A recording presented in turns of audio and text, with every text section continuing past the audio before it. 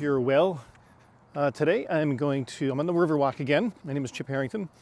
I am going to be bringing one of the old Our Town classic shows for you. You know, there's some people that I've certainly met in town that have just really had a kind of a big impact on you and kind of how you think, and maybe even some of the career choices. And one of those people for me was Soupy Tulik. I don't know if you guys recall Soupy, but he was kind of a larger than life character. The stories he goes into are just phenomenal, and they're really interesting. So today episode is going to be my friend Mr. Soupy Tulik.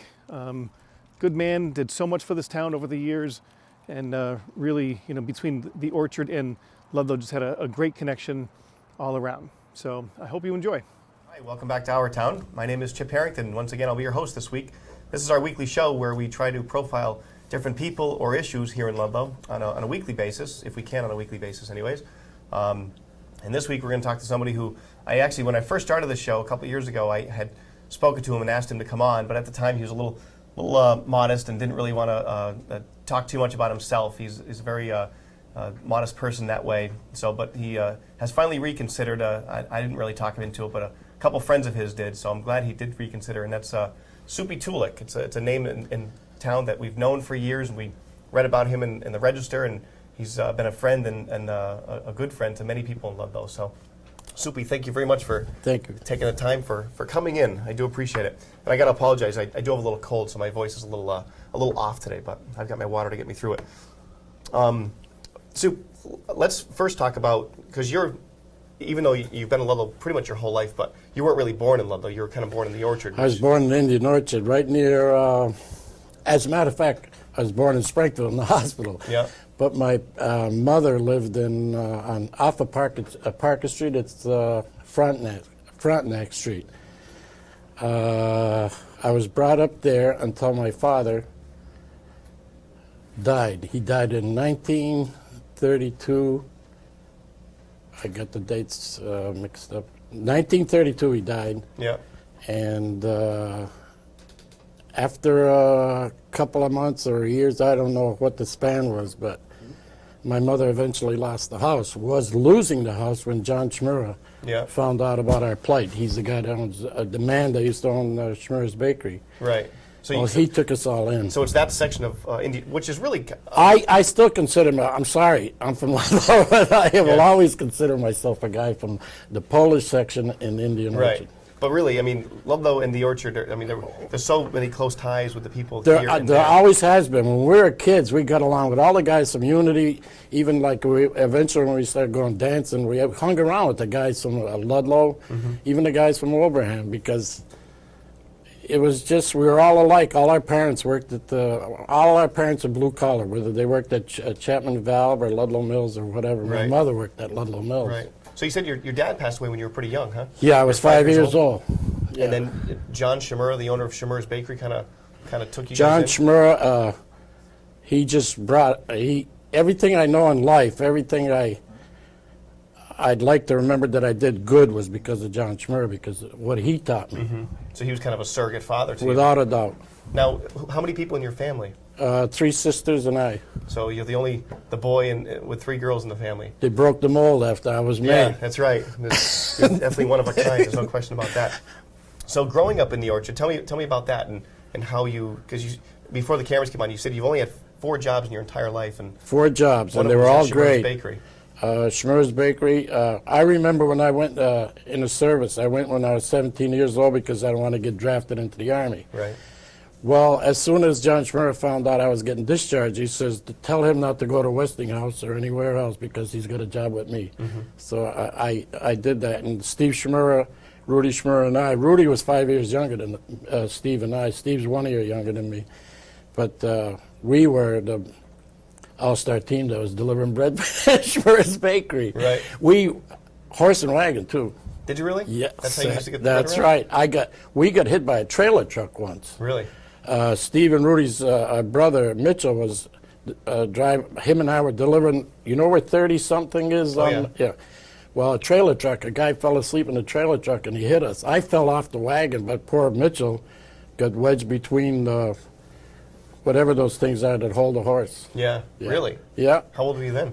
I had to be about 9, 10 years old. Wow. So, you had mentioned that you started working there when you were 8 years old. That's right. Was that out of kind And of... I argued when I went to Social Security that I worked from 8. They wouldn't accept it. they wouldn't go for it. So was that kind of out of necessity? Like, did your... Oh, no, it was not a necessity. It was that John Chmura was such a nice guy. Anybody that had any kind of a problem, John Chmura would solve the problem. And most of the time it was financial problems. Mm-hmm. So he just felt, he just loved me. I loved him, he loved me, but he just loved anybody that had a problem. And I was so happy being his stooge. He would never call me a stooge, but I was happy being any associate with him because he was a great man. Well, you also said that people thought you were a Chmura. They thought your last name was Chmura. They thought I was a Chmura up to about, I guarantee you within in the last 5 years, 2 guys at least came up to me and called me Chmura at one time or another. Yeah. And I'm not embarrassed by that either. Sure, exactly. What did your dad do before he passed away? Where did My he work? dad worked in Uniroyal, and he died from anemia. I don't even know. I never heard of anybody dying from anemia, but that was 1932. Wow. And but anyway, I got his pictures all over my house. Yeah. So from there, where did you go to high school?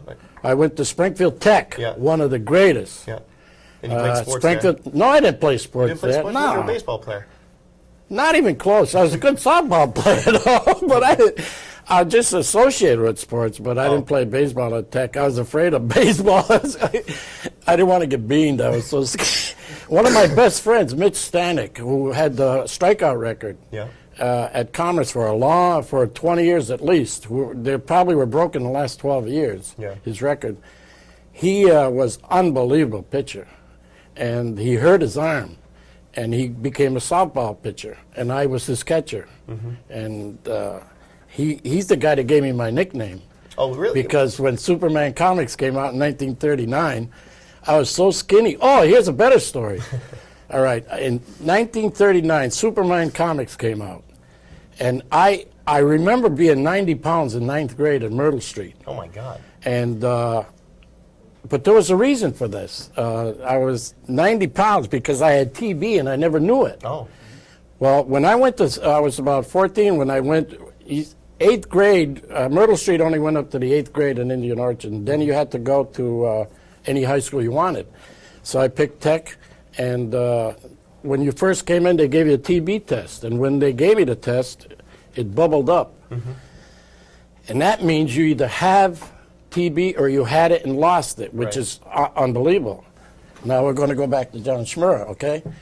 So when I started working for John Chmura, his wife, Pauline, the greatest lady in the world, used to make me 6 3-minute eggs. They're like soupy, you know? They boil for 3 minutes, the egg white gets hard, but the yolk is soft. Right.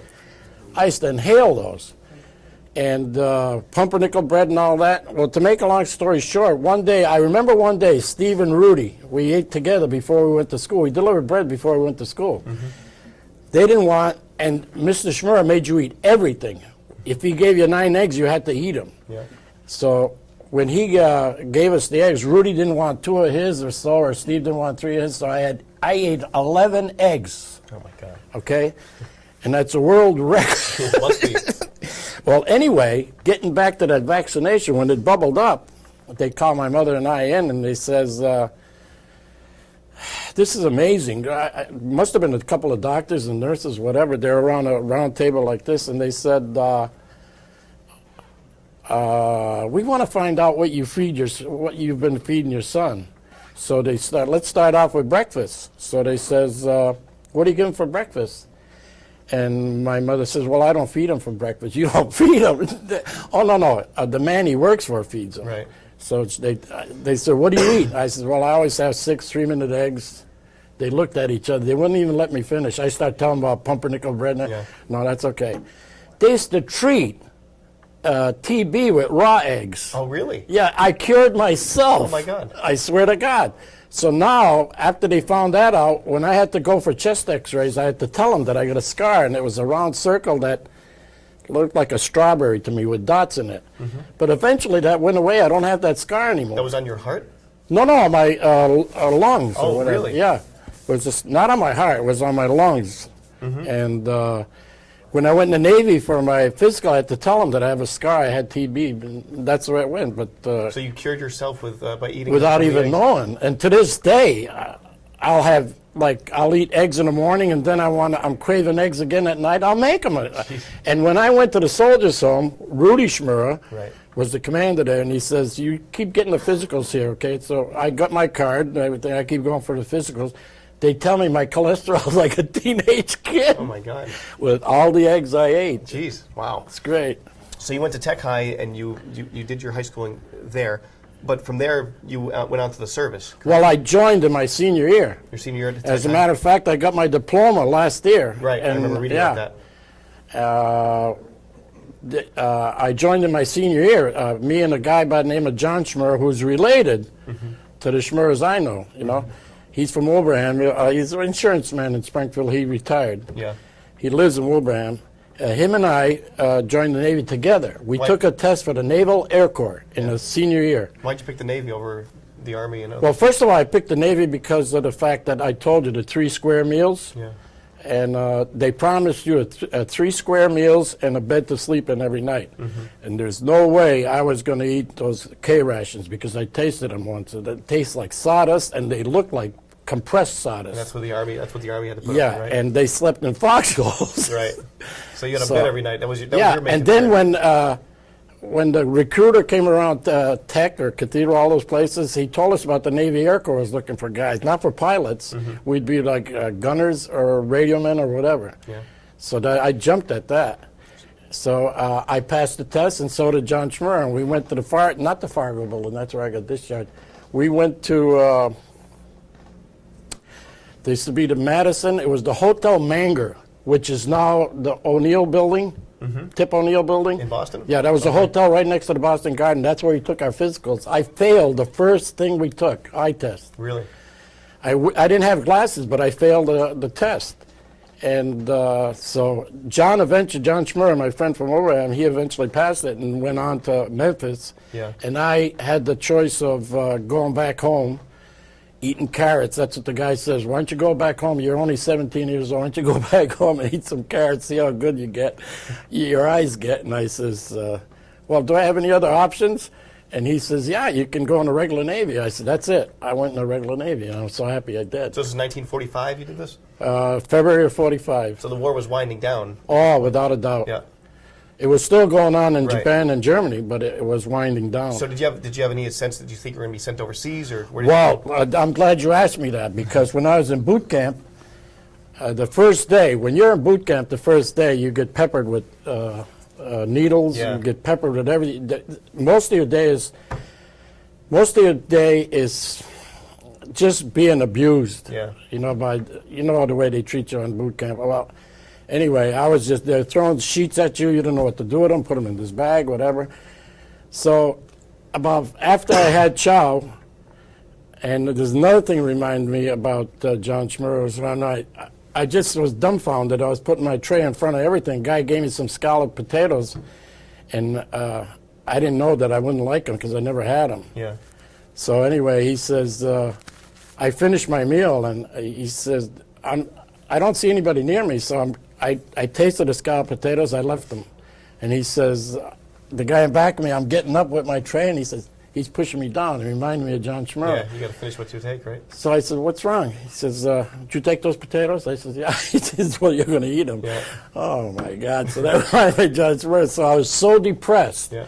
I was sitting on a bottom bunk like this with cup over my knees.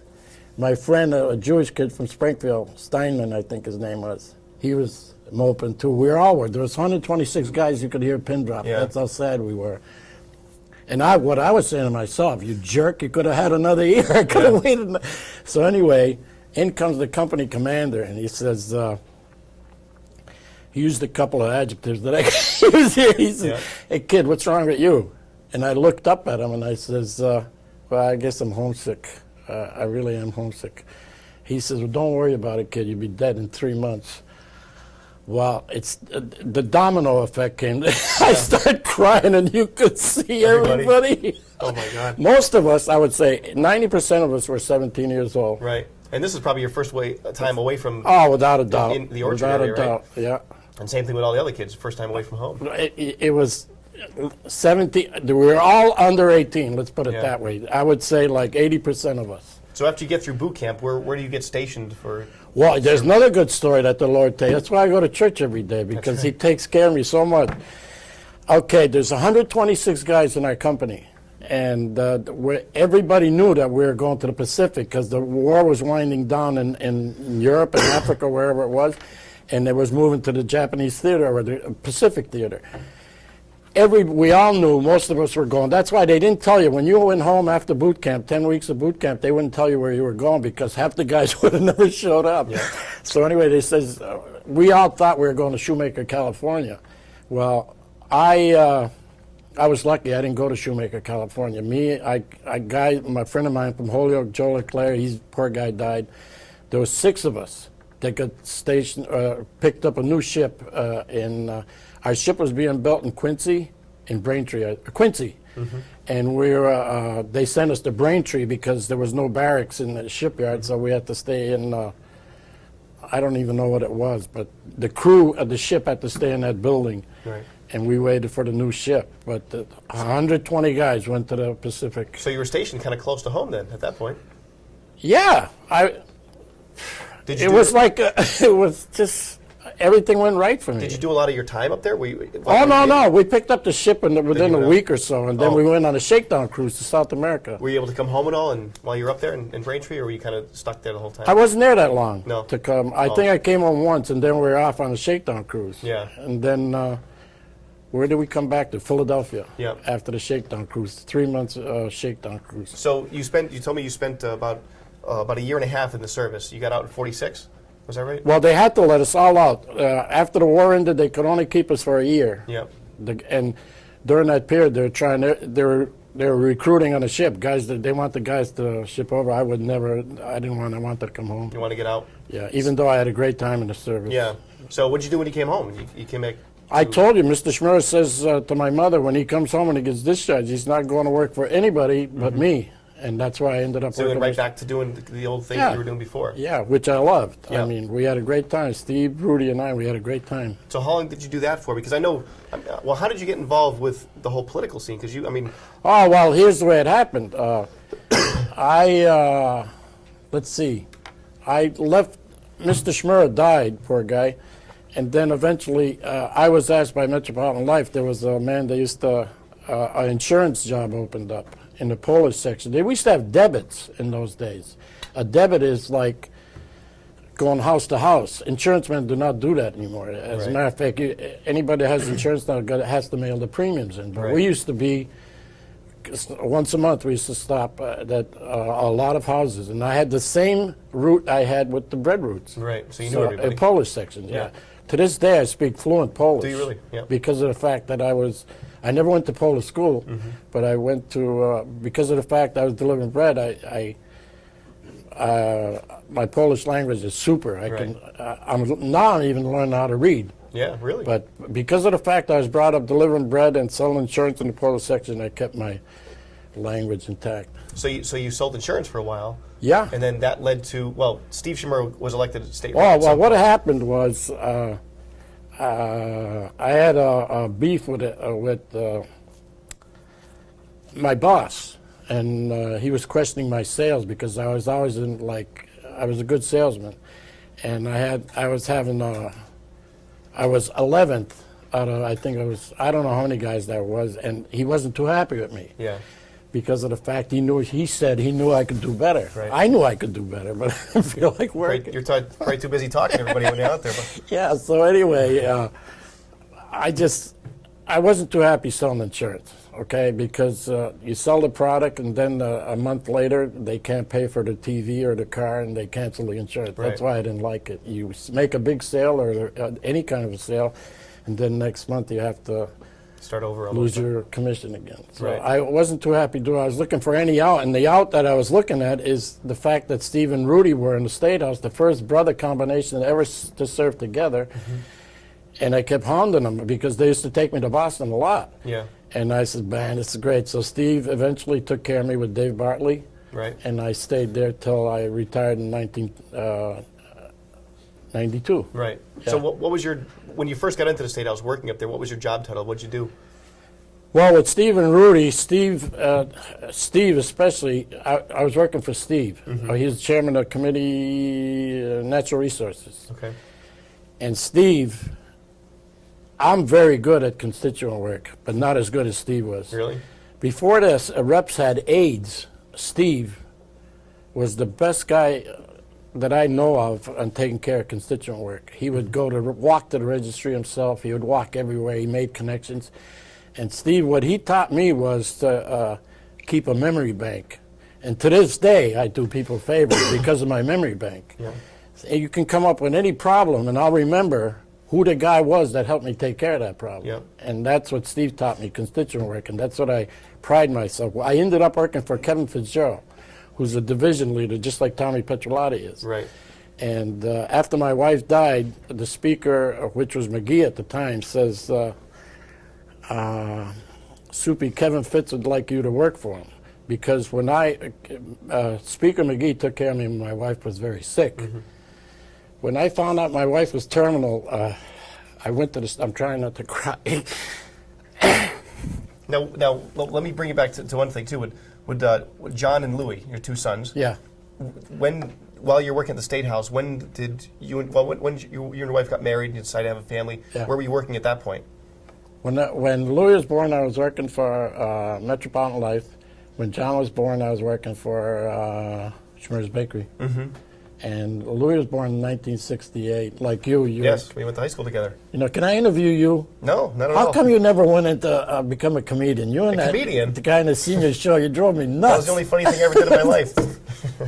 Well, anyway, Louis was born in 68, and then I was commuting to Boston at that time. No, I wasn't. But that must have been kind of difficult. I mean, working in Boston as much as you did. No, Louis was 15 years old when his mother died. Yeah. So prior to that, I used to stay in Boston with Steve and Rudy to Monday through Thursday, and I'd come home Thursday night. But that must have been pretty difficult, being in Boston all that time when you got two children at home. You know. Oh, no, those kids got more time out of me than anything. Oh, yeah, I mean, without question. But the fact that you know, I'm sure you wanted to be home all the time, but Yeah. you were. But when The job itself was. Louis was, God forbid, when my wife died, I never spent another night in Boston because I came home every night and I made Louis breakfast every day. Yeah. And Louis, I was a mother and a father to him then. Yeah, yeah. And John, and there's a big. John, since he graduated from high school, went to college, I don't think he's been home 22 days. Yeah. But there's a big age Just difference. kidding. There's a big age difference between John and Louis. 10 years, yeah. Right. So John was probably, when your wife had passed away, John was probably out and. Oh, yeah, he was living, I can't even remember where he was living. He was living with us, I think, yeah, because, when my wife died, he was in California. Yeah. He was living at my niece's house and working in Lake Tahoe as a lifeguard at one of those big hotels. But when I found out my wife was terminal, I called him and I told him to come home. Yeah. So he was a college graduate, and he eventually got a job with the environmental police. Right. And that's where since then, he's got all this time in the environmental police already. And he still works for them, right? Yep. Is it at the Cape? Gloucester. He works on the ocean. Oh, to the North Shore. Now, let's go back a little bit, too, because there's another interesting aspect to your life, and the sports nights that you used to always put together. Tell me about that and how you did Well, that. see, I got to mention Steve Chmura's name again. Before I mention Steve Chmura's name, I start running. First of all, I found out about sports nights in Ware. Ware White Eagle Club. It's a Polish club. Well, when the Bruins were hot and they were on television started coming out, the only place you could watch a game, a televised game, would be in Ware because they could pick up Channel 38. Really? So we used to have excursions to Ware, guys, and that's where I seen a sports night. And I said to myself, that'd be great. Well, anyway, I became chairman of the sports committee at the Polish Vets, and we started making sports nights. And the feature of the sport, I remember the one in Ware. And to this day, I make these things myself. Do you ever hear a schnitzel? No. Schnitzel is a German hamburger. Okay. And it's baked. You bake it. And it's mixed. You make egg, onions, and whatever you want to put in it, and breadcrumbs and all that. And for $5, you could go to where and have a schnitzel dinner. It was awesome. Yeah. And so we started that at the Polish Vets. And then I had a lot of it.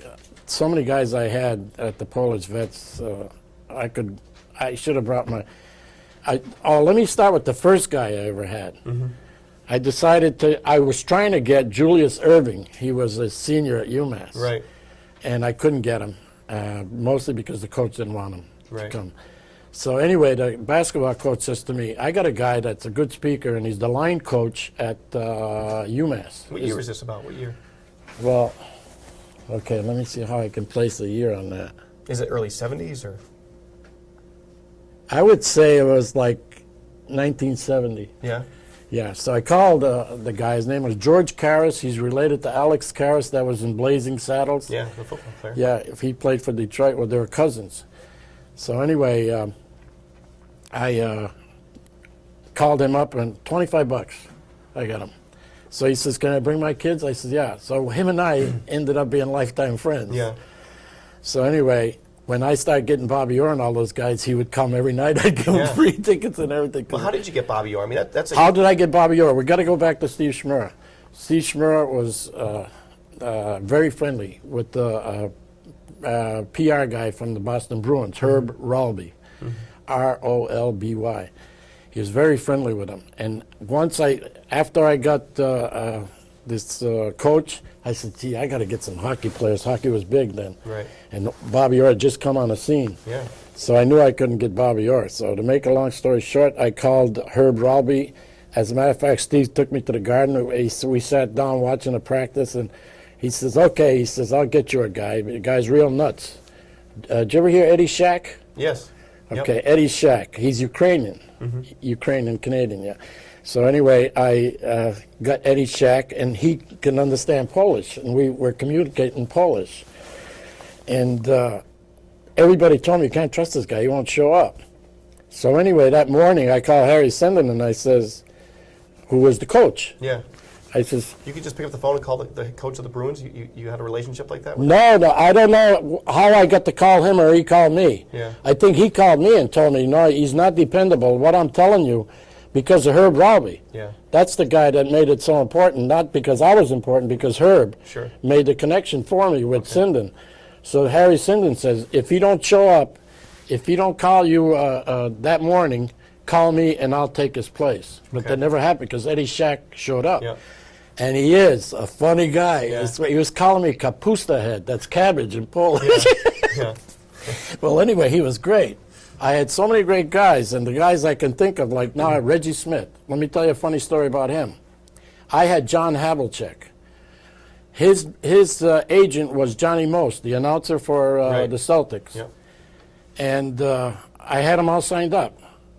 $350, I think I had to pay him, or whatever. I'm not supposed to say what I paid these guys anyway. But anyway, Nobody's going to care. but he wanted to jack up the price. He did. I let him go with it once, twice, and then the third or fourth time I said, that's it, forget it. It was the day before. I can't remember this guy's name from the Boston Red Sox. He's an Italian guy. He was the PR guy. Now I think he's a vice president. Yeah. I called him up because that's who I was dealing with. And he says, Soupy, I got a great kid. His name is Reggie Smith. I said, will he come at this late notice? He says, he'll come. So I made arrangements with Reggie to meet him at the Ludlow Turnpike. Yeah. And I said, I'll be sitting in the office. So I'm sitting in the office. He's supposed to be there at 6 o'clock because the thing starts at 6:30. I'm sitting in the office waiting for him. It's 6:30 and there's no Reggie Smith. I look out and there's a kid at the phone booth in a Volkswagen, Bug. I says, I wonder if that's him. So I got out of the office. I went to, are you Reggie Smith? He says, yeah. I says, didn't you see me in the office? He says, no. He says, how come you didn't see me? I said, when I see a Volkswagen, I didn't think it'd be you. Right. He turned out to be one of the greatest speakers I ever had. Not only that, he wanted to come back every year, and Really? he did. He came about 3 times, and I swear to God, he'd end up with Polish people, Polish old guys, you know, Sure. like my parents and the other guy's parents. guys that could barely speak English, and I had to make him go home at 12 o'clock Yeah. because he didn't drink, which is Yeah. one thing. I wasn't worried about him drinking. Right. But I said, you got to go. It's late. That's Yeah. the kind of guy he was. Now- And his son was born the same day as Louis was. Oh, really? Yeah. Oh wow! So you had that in common Yeah. with them. Now, with the sports nights, what was the purpose of this? Was it a fundraiser for the youth? For the Hawks? club. For the for the club. club, okay. Yeah. But then when I got Esposito, I got Hodge, I got Cashman, I got all those guys. See, but that's amazing. I mean, today that's like getting, like Roger Clemens, You can't. or Pedro Martinez. You can't get them anymore. And also, I swear to God, I don't want to blow my own horn, but I'm using this in a comical way. I was the first agent for those guys. You really were. Even though I wasn't getting paid. Yeah. I got them gigs at fashion shows and everything. Really? In Hartford, the Clark School for the Deaf in Northampton, Shaker Farms used to be Shaker Park, I think, used to be in East Long Meadow, Right. right? Yeah, still Yeah. there. I got them gigs all over, but the only time Bobby Orr came was for mine. Right. 3 times he came. But the first time, Herb Robbie, I says to Herb, after a few of these sports nights, I says, I got to go for the guy, Yeah. Bobby Orr, and that's what I meant. So he says, I don't know if he'll go at Soupy. He never spoke or anything like that. He had a crew cut even. Yeah. Okay?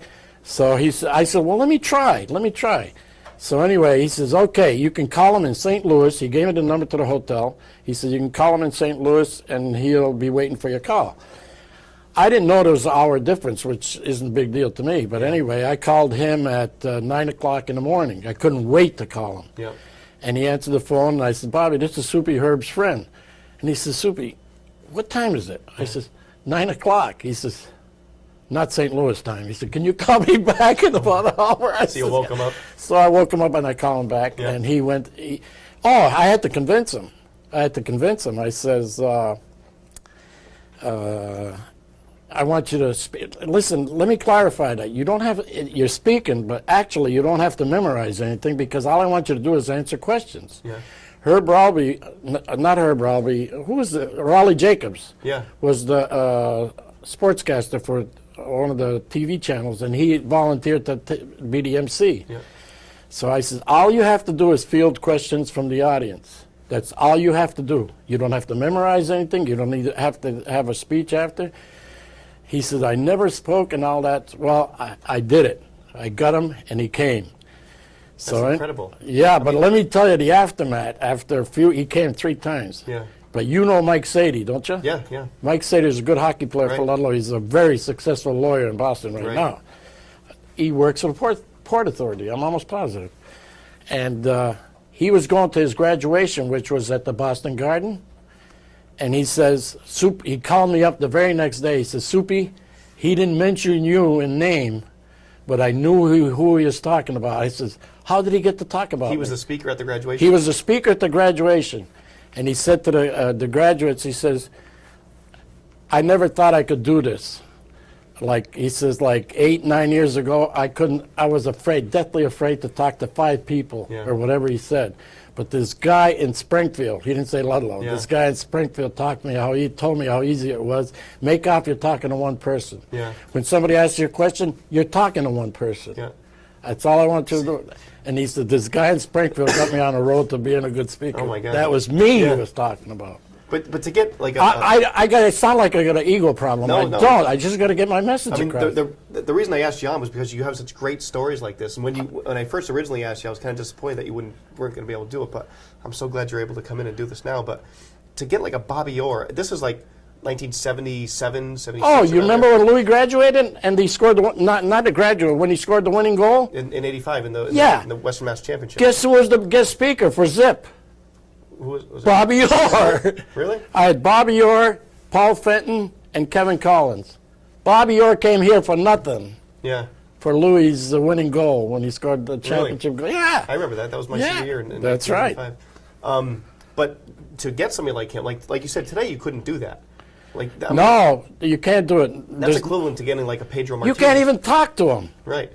I'll give you an example how it exaggerates. I was at a party. I don't even know where the party was. I think it was in the North Shore in Lynn. I don't know if it was a political party because one of the politicians gave me a free ticket, and me and my friends from the State House went to the party. And I met Derek Sanderson. and I felt like reactivating the sports night. Yeah. So I met Derek Sanderson, and I says, "Hey, Derek," after I was introduced by somebody that knew him, I says, "How much would you consider take?" This was when he was just out of, I think, alcoholic treatment or something. He was on the road to recovery. Yeah. And I says, probably he'll do a job, and he won't charge me too much. Yeah. And at that time, it had to be a while ago, because he wanted $3,500. Yeah. And what he said to me, he says, I'd like to go there for $200. He says, but I can't. My agent Really? demands I take.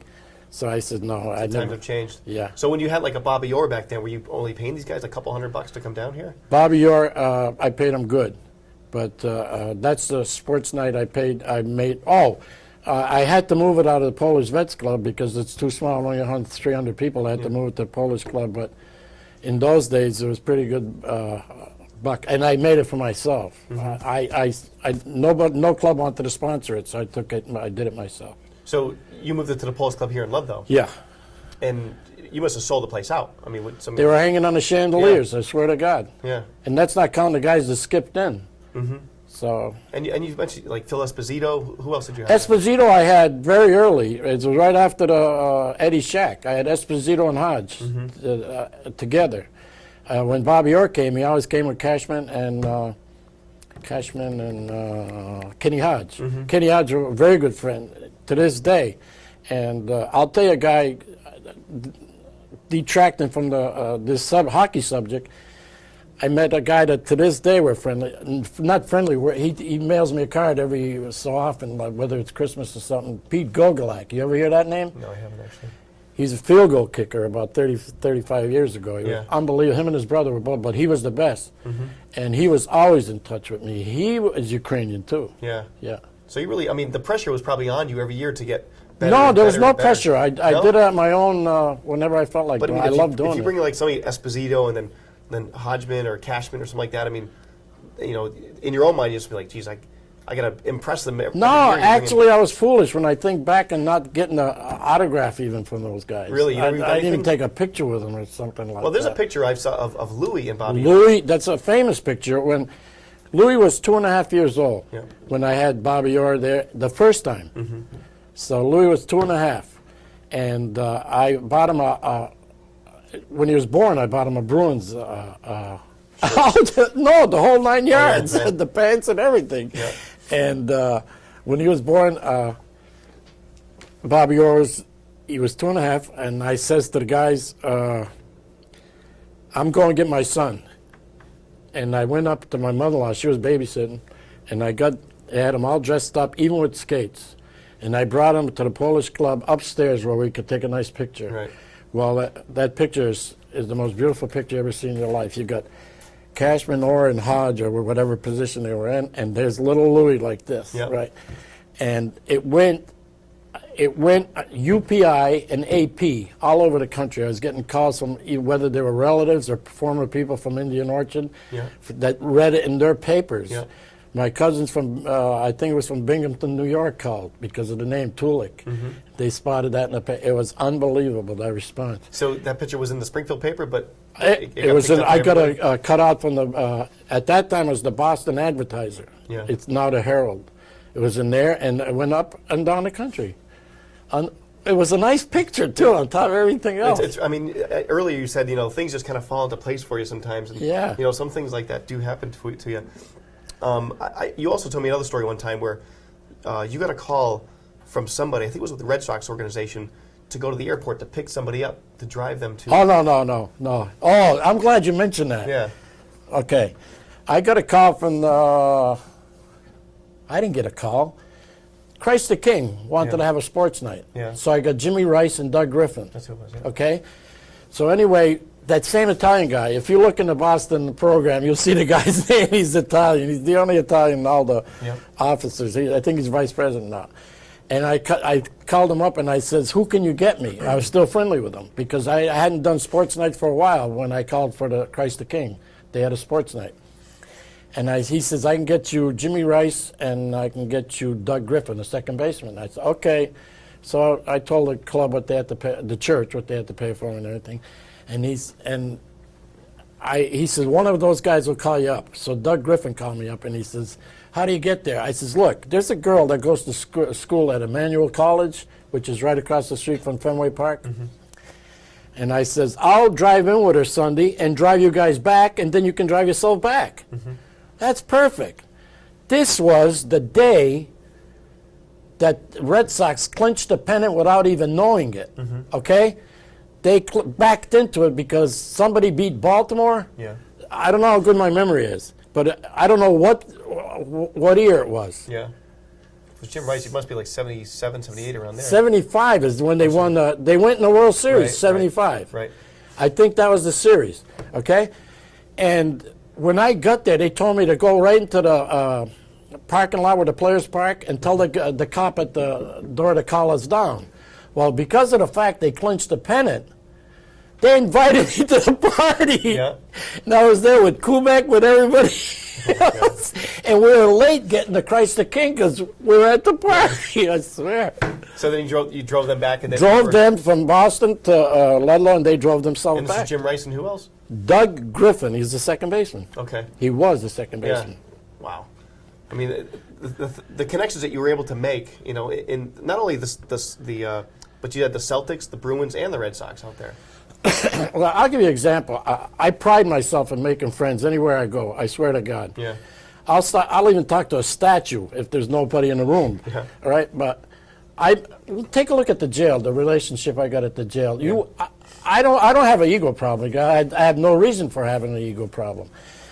But in the jail, guys your age and younger, they all know me. Yeah. And they know me for a fact because I talk to all of them. Right. I make friends with all of them. Right. So that's like your kind of gift of. I think I have a gab you gift have? for it. I can go anywhere. Like Yeah. I go alone. Anytime I go alone, I take a ride. Just like Saratoga, I go alone. In the restaurant that I won some money at Saratoga, I go alone. Okay. I come back from Saratoga. I made some money, so I decided to stop at the Dakota. Yeah. You ever hear that place in Yeah. Lenox? Okay. Yes. So I stopped there, and it's a Sunday night, and the place is pretty jammed. So as I go up to the hostess, she says, hour and a half wait. I said, well, how about the cocktail lounge? Can I eat in there? Oh, yeah, you can go right there. So as I go in, there's three ladies, empty seat, and me.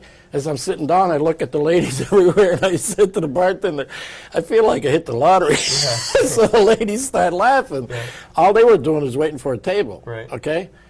But I had fun there. Yeah. A Japanese guy sits next to me who probably knows 16 words in English, Yeah. and him and I became buddies. So anyway, I'm watching him order, and he orders off the menu, and then I hear the bartender say to him, you can have the salad bar, sir. And he goes, so I said, hey, you can have the salad bar. That's what he said. He said you can have the salad bar. So he still don't understand. Yeah. I said, come on. I grabbed him by the hand. The ladies were laughing like hell. I took him to the salad, but we ended up talking as good as we could Right. with each other. I found out he was a school teacher from Osaka. Really? But I can make friends anywhere, I swear to God. Now, part of the job of at the State House that you had was probably just doing that, like you said, your constituent work. When Yes. You worked there. Now, when I worked up at the State House, you were just getting out. What year did you retire? 92. Okay. When I did my internship with Tom Petrolati, you were still there. But you were known as the man without a desk. You never had a desk in the State House, but yet I didn't need one. you were everywhere. Whenever I was out in the hallway walking somewhere, you That was were my nickname. going someplace. My nickname was Commissioner Hallways. Right, exactly. Yeah. So, now what was your job title up there? What did you actually... I was Towards the end of your I was an career. aide to Kevin Fitz, but I wasn't just hanging around. Like every time Kevin comes, my boss comes from part of Roxbury and Mission Hill, and it's mostly low-income people. And I raised so much money for that district in many ways. I remember when the nuns they were quite a while ago. They were given a home. And these were Spanish nuns, Hispanic order. And Kevin, my boss, says to me, Soupy, they need a lot of tree work done. And I raised the money to have those trees fixed, you know. And also, I'll give you a better example. Did you ever see me with my Mission jacket? I don't know. I got a Mission basketball jacket. Yeah. They won the championship in '90. Oh, really? I raised the money. They got rings. These kids used to hang around Kevin's office. They're all minorities, most of them. Yeah. And they won the state championship, and Kevin says to me, we don't have anything to give them. So I raised money for everything, for Really? rings, for jackets, and the jackets were the best. To this day, I got that jacket.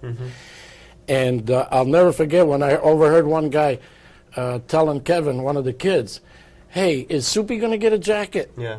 And Kevin said, you bet your life he's going to get a jacket. How did you raise the money? What did you do? Well, I used to even come back to Ludlow and sell raffle tickets. Yeah. And when I sell raffle tickets in the State House to the reps and whoever, I wouldn't sell them by one ticket. I would sell them by books. Right. But I raised the money quite often, Kevin. So many times he says, we need money for this. Can you get it? I got it together. So baseball teams, I used to raise money for them. Mm-hmm. So I was good at raising money. But I still say my forte is constituent work. Yeah. I do it to this day. Yeah. To this day. And today you're working with Sheriff Ash. Sheriff Ash, there's another good thing that happened to me Yep. because of him. I couldn't have a better retirement than what I got. And Sheriff Ash is, I just can't find enough words to tell what a nice guy he is. And what, you know what, like I was just talking, this is far-fetched, or probably it isn't far-fetched, but I was telling somebody, I don't even know where I was telling somebody. The guy should run for governor. Yeah. I swear to God. Yeah. What I see out there now, I think he can beat all of them, and I know he's better a politician than all of them. Yeah. What do you do over there? What's your job?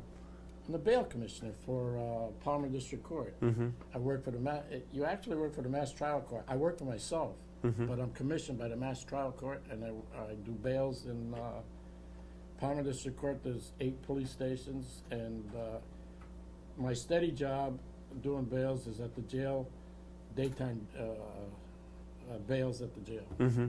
And that's why I will never retire. They're going to have to, if I'm healthy, which I hope I am, I'll do it till I'm 102. Yeah.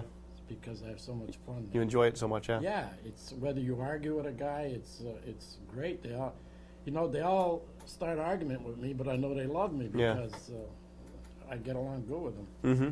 So you've been doing that since, I mean, you call it a retirement job, but you're probably working harder now than you may have ever have, huh? No, there's no heavy lifting here either. No, So, no. it's not bad. And when I first got this job, they told me they were going to train me. They trained me for 20 minutes. Yeah. What I learned is from Michael Action, from all his captains and everybody, to this day they're teaching me. Yeah. There's a thing I found out last week that I never even knew. They had a lady, they told me they wanted me to set a bail, $20,000, asked me if they could have it, so I looked it over and I said, yeah, it merits $20,000, and then they told me it would be a warrant, and I couldn't figure out how it could be a warrant. You don't even know what I'm talking about, but I had no idea what they were talking about. Yeah. And then I found out that prior to that, the police went to the judge and asked him if he could draw up a warrant. They gave him their evidence, and they drew up a warrant on this person, and then I could, because I didn't know when the guy says all she's got is a warrant, I couldn't understand that. Yeah. I thought you need a court mitt. Right. But So every day you're learning something new over there yeah. with that job. And now that I know it good, it's and the most important thing about my job at the jail is because Sheriff Ash is there. Yeah. And second of all, everybody in the place treats me well. Yeah. And if you work there, Yes, I did. most of those people are hard-working people, and they're just. And every time I hear of one of those guys buying a house in Ludlow, I'm glad because Yeah. I know they all have good families. Yeah, some good people. Yeah, it's a good place to work. Now, your son John lives in Munson now? Is it He Munson? lives in Munson, yeah. With his wife? Yeah, he lives in Munson, but he bought himself. He works in Gloucester. Right. And his wife, who is an attorney for Buckley Richardson and Jelinas, Right. Actually, she's a capital partner. Mm-hmm. She works and she loves Rockport, which is next to Gloucester. So when she goes visits John, he works every weekend in the summer. Oh, really? But she loves it so much, I think they spend every weekend there, even Yeah. in the winter. Yeah. So they bought themselves a little cottage. It's like a little bungalow, but it's right downtown, right next to the T station. So he has 2 houses, and he's got one in Munson on Paradise Lake Road, and he's got one in Rockport. Mm-hmm. And then Louis, of course, lives in Ludlow, and he's Yeah. on our police force here. Actually, Oh, yeah. we've been good enough to have Louis on the show a couple times. I don't know if you I've ever... been good enough to have Louis right next door because he takes care. Him and his wife take care of me like. Yeah, his wife Natalina, and you're a grandfather now. Yeah. And why don't you brag about your granddaughter a little bit? Well, she's really cute. You gotta. She's just perfect. Yeah. But everybody's grandchild is Yeah. like that. No, she's Joanna is her name. Yeah. Yeah. And that's because of my wife, and her name was Joan. Right. So they just added an A. Right, exactly. Now, there was a picture of her that was published somewhere. On the airplane? Is that what it was? What was that? I was walking at Westover. They took me. We went to the air show. Nat, Louis, and I, and the baby. Yeah. And I seen. This is a funny story. I seen this. I said, I want to take a picture with her on a plane. So I seen a pilot standing next to his plane. So I goes up to the guy, and I starts talking to him, and I said, "Hey, can my granddaughter take a picture with you?" And he says, "Yeah, you want me to get on a wing?" I says, "Yeah." So Louis and Nat came over, and they had the camera. They took a picture. So he come down, and he says, "Sir, where you from?" I said, "I'm from Ludlow, right next to town here." He says, "So am I." I said, "You're from Ludlow? Get out of here." And he goes, "Yeah." I says, "Well, what's your name?" He says, "Pedro Silva." Yeah. You know him? I don't know. There's a couple Pedro Silvas in Ludlow, so I'm not sure. Now, is that his name? Yeah, Pedro Silva. Yeah. I couldn't believe it. Yeah. And he was from Ludlow. I graduated Ludlow High School. Really? When he graduated, he went to work in some butcher shop. Mm-hmm. And then he took the test for the Army and everything. He eventually became a pilot. Yeah. He's a lieutenant now, I think. Yep. Now, but what about there was a picture of Joanna that was published somewhere. I thought it was like in Oh, the New York News. the New York News. That's what it I was. didn't even tell John and Natalina. I didn't even tell them that I was mailing her picture. Yeah. They had a baby contest then. They Right, picked that's what it 10 was. babies a week. Yeah.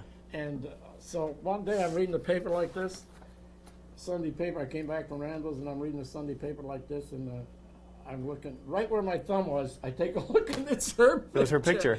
Now there's 10 babies. The only one out of New York State was Joanna Tulik from Ludlow, Yeah. Massachusetts. I remember seeing that. Yeah. I still got a lot of copies, you know. Yeah. No. I think I did see it at Louis' house, but Yeah, but there's I forgot about that. another example of how something that you touch kind of turns to gold. Honest to God, I just mailed it in and forgot about it. Yeah. And then there she was. Yeah. Yeah. Well, you've got to. I mean, looking back, you must be pretty satisfied with a lot of things that you've been able to accomplish in your lifetime. Well, without a doubt, because I got 2 good sons and their wives and that little baby. I got everything going my way, and the most important thing, I have my health. I got a little problem with my legs, but that'll be corrected. I'm going for a delayed clinic for a checkup. Mm-hmm. So, but in retrospect, you're pretty happy with I'm very happy. As a matter of fact, I know I'm going to live long because the guy says if you got a sense of humor, you're going to live forever. Yeah. And believe me, I should live to be 200 because I start fooling around the minute I wake up. After I get out of church, I start fooling around. Well, if that's the case, I mean, I know it doesn't fall too far from the tree because Louis and you are like a carbon copy of one another. Yeah, and then again, my oldest son is just like his mother. They were born the same day, December 4th. You're John Oldest son and his mom have the his same day? mother were born Really? the same day.